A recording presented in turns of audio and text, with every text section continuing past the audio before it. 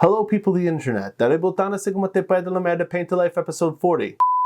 Hello people of the internet, welcome to Paint to Life episode 40, the YouTube channel where we take tiny plastic miniatures, throw some acrylic paint on them, and breathe life into them with storytelling so you might learn something new on the subject or perhaps find some new ideas to make your own.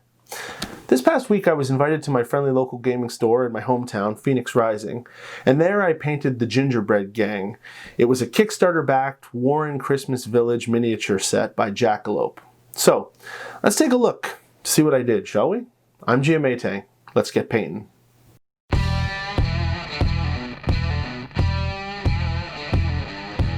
Alright, last week we painted a midwinter's holiday gift, a clockwork dragon for Juliana of the Wintermere family in Baldur's Gate. Rest in peace, young lady. So well deserved. As mentioned, tonight we're going to see what's going on with the Gingerbread Gang. Now this is the second time on Paint to Life I've painted more than one creature for an episode. The first time was the Power Rangers and Megazord back in the summer. This is kind of challenging to do while I make a story. How do I make a fun fan fiction around 6 characters, especially ones that aren't really set in the D&D universe? Let's start with a font of inspiration, and this time it comes from Raquel over at Raquel's Art. Now, she's a big fan of crafting with Sculpey, and admittedly we both think her creations are pretty creepy in their flesh-like color that she makes. But she's been making some serious stuff. You should check out her channel, it's linked in the description, and check her out at the end of the video. Now, I've only used Sculpey myself once before, and that was just recently for Crush Kringle episode where I crafted his sack. So I had the idea to make something a little more anatomically correct.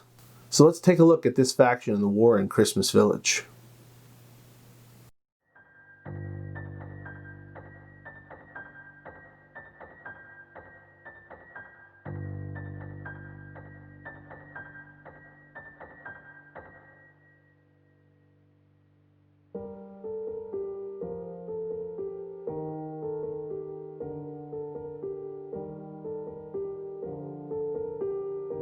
Charlie was a good all-American boy, the oldest of 4 children born to Karen and Chad. He enlisted in the service to do something to protect his younger siblings. There he quickly rose to the rank of sergeant, and while some might let that success go to their head, not Charlie. He demanded nothing more from his troops that he wouldn't expect from himself. One could always count on Charlie to give you the gumdrop buttons off his chest should you need one. At one point I decided enough was enough, so I grabbed my lollipop mace and left my family behind. Sometimes the smallest of us can make a difference. Landon had just gotten married to Claudine. The 2 lovebirds put all their savings into a house, this beautiful house, overlooked the coast when he got the call. And even though he'd been gone just a few months, he wrote her letters every 2 weeks. Claudine, mon cher. It's beautiful here, such a large pine tree with pretty tinsel and lights. Our sergeant is one tough cookie, but he means well.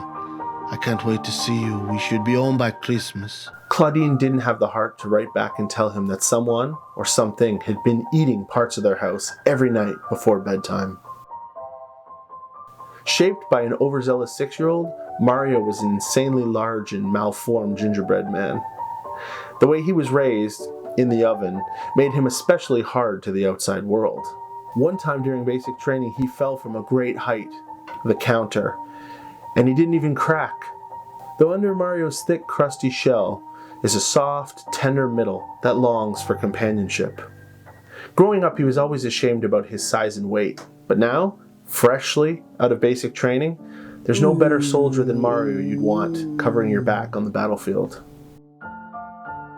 They say every military unit has an unhinged soul. This group's would be a Brit by the name of Jeremy. He lost part of his head and left arm in a fight with a small dog, but that did nothing but further enhance his ferocity in battle. As an unstable wildcard, Sergeant wanted to send him home, but the rest of the unit knew that keeping Jeremy around lessens the likelihood that anyone else would have to volunteer for a suicide mission. Dear Mum, I miss you greatly. The chaps and I are looking forward to Christmas, but for different reasons. They long for home. I just long to defeat the monster before it can hurt anyone else I love. Forever your son, Jeremiah. God bless the Queen. The Canadian of the group, Chester, has a genius mind.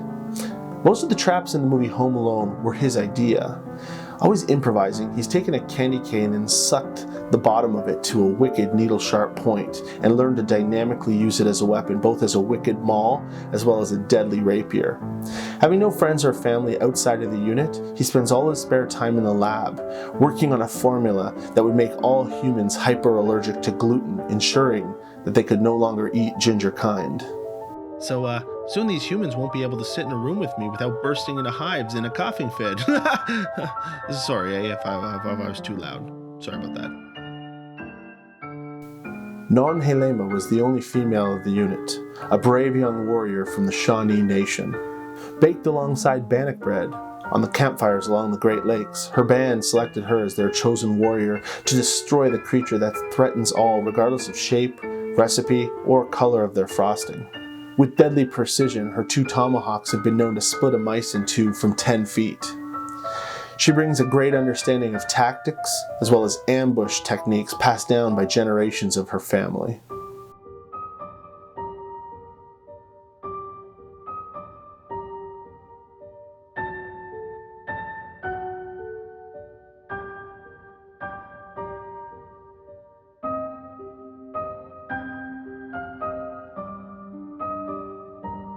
Now! They yelled as the unit jumped up, weapons in hand, and began the epic battle against the creature known as Santa Claus. Eyes opened wide with excitement when he saw them.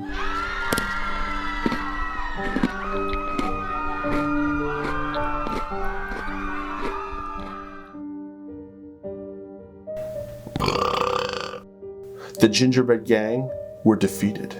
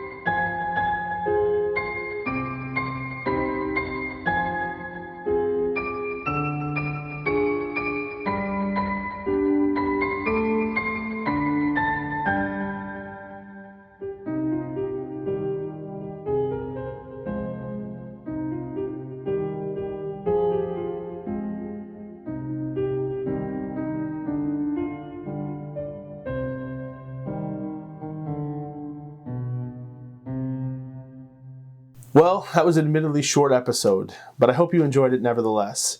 Here's Big Mario, or a clone. Actually, there were 2 of them. The other one's with the finished piece that we'll be putting on display over at Phoenix Rising if you want to check it out. Big Mario, for the shelf. Paint to Life has made the news on the WT D&D newscast. It's a very cheeky look at the week's D&D news and YouTube community. So now go check out Ryan at We Talk D&D and subscribe to help a fellow content creator take off. Also, don't forget to hit up Raquel and check out her awesome tentacled terror from her Iceland-inspired diorama representing Icewind Dale. And while the spirit of cooperation and sharing is in our blood this time of year, the next 2 Paint to Life episodes are going to be special. You see, I'm in a YouTube creators Discord, and we are doing a collaboration where we have a gift exchange, almost like a Secret Santa. You paint a miniature for someone else, send it away, and you get one in return.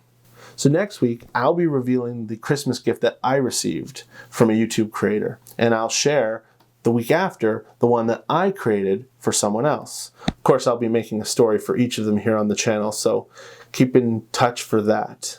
And finally, it's important as it's been all year, help keep your local hobby shops in business, support your friendly local gaming stores.